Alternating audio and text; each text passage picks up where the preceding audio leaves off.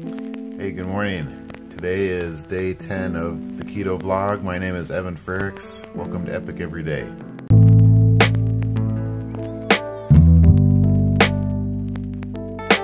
So I've got some good news for me. I'm excited to share this. I'm at a keto level 8, finally.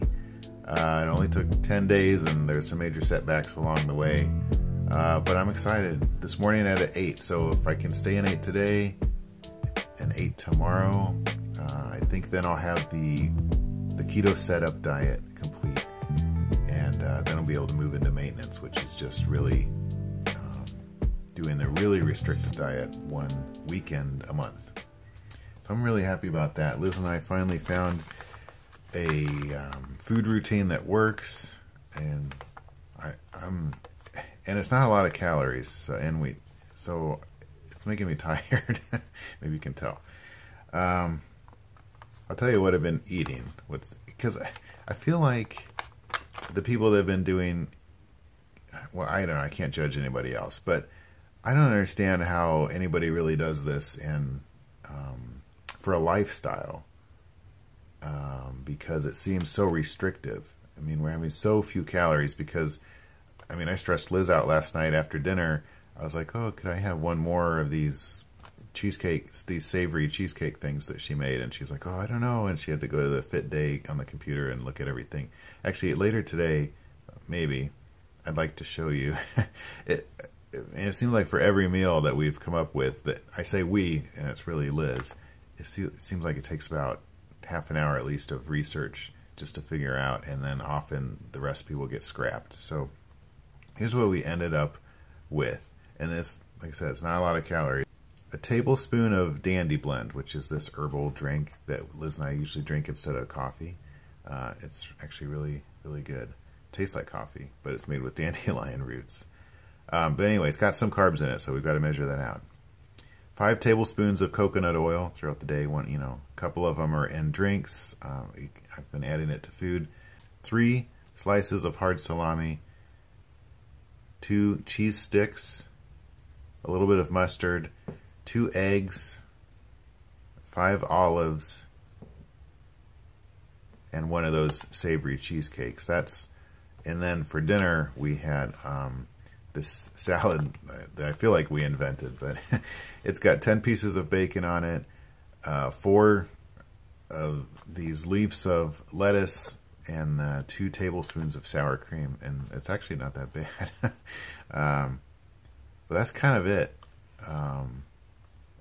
and that's what we had yesterday, and that's what got us to keto level 8. I'm not sure how much exercising you're supposed to do on keto. Well, I didn't do Tabata this morning. I didn't really feel up to it. I got up and did a cold shower right away, which was good. Gave me some energy, but then I went for a walk and I just cut it real short and I come back. Just didn't feel like I had the energy for it. So I'm just gonna, not be, well, I don't know. I was thinking about mowing the grass today. We'll see. I was gonna say I'm not gonna be very active today. We will just have to see how that goes. But energy level is pretty low for sure. But if we can just hone in on this for a couple of days and get the ketosis thing going, I think it'll be worth it. All right, I wanted to come over here and ask Liz how she uses Fit Day to make sure that we're getting the right macronutrients. So can you explain what we're seeing here? Yeah, so these are the different things that we're actually eating. This is like the final list, like after 10 days or so of like what works, what doesn't. Like this is what's actually working for us right now. Yes. Some of them are things that were already in Fit Day because there's a database of various foods. Some of them are things that I specifically added, like this cheesecake recipe. This is a specific keto cheesecake recipe, so I went through on a separate day and added all the ingredients, and then I copied the information as far as like what the nutritional values were and created a new food that was just that cheesecake rather than the individual ingredients. Yeah. So and I think you've had to do a number of custom foods, right? Yes.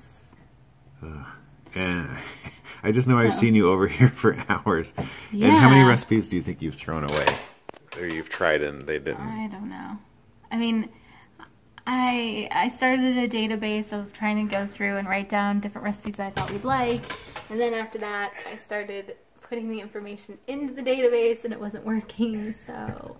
And in the end, I still ended up finagling on kind of a daily basis. Yeah. I mean, especially once we realized, you can link to this blog post if you want, but we found somebody that was talking about how you need to have 20 grams or less of net carbs. Right. And 60 grams-ish or less of protein. We didn't quite manage that. But Where is that stuff? Oh. So here's the protein.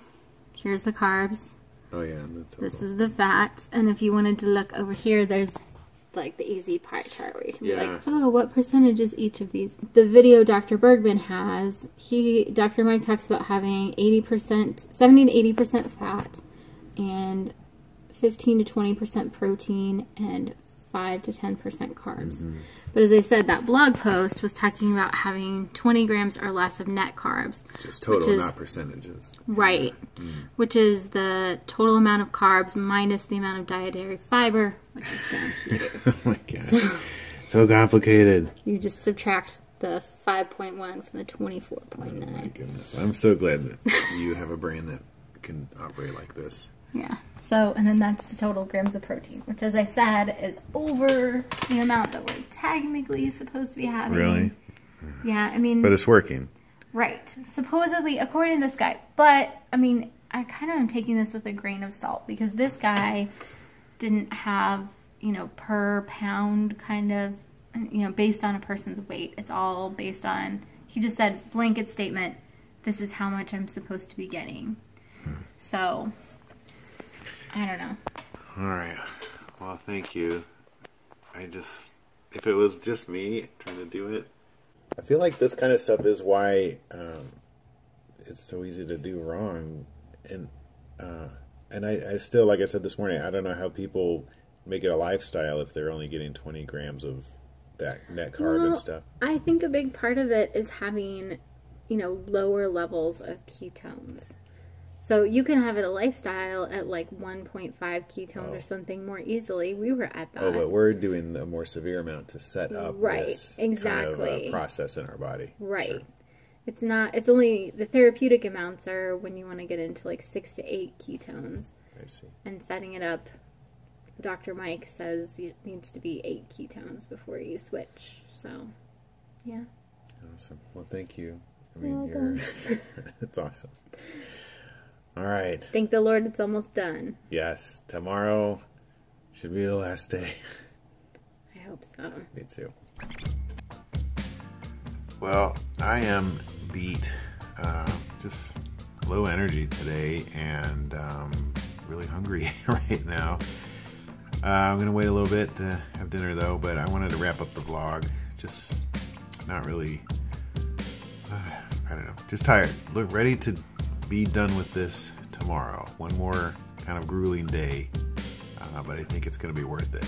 So thanks for watching and come along the journey with me. I hope to report that I'm still at an 8 in the morning, and then we'll crank through one more day of keto initiation. Talk to you guys later.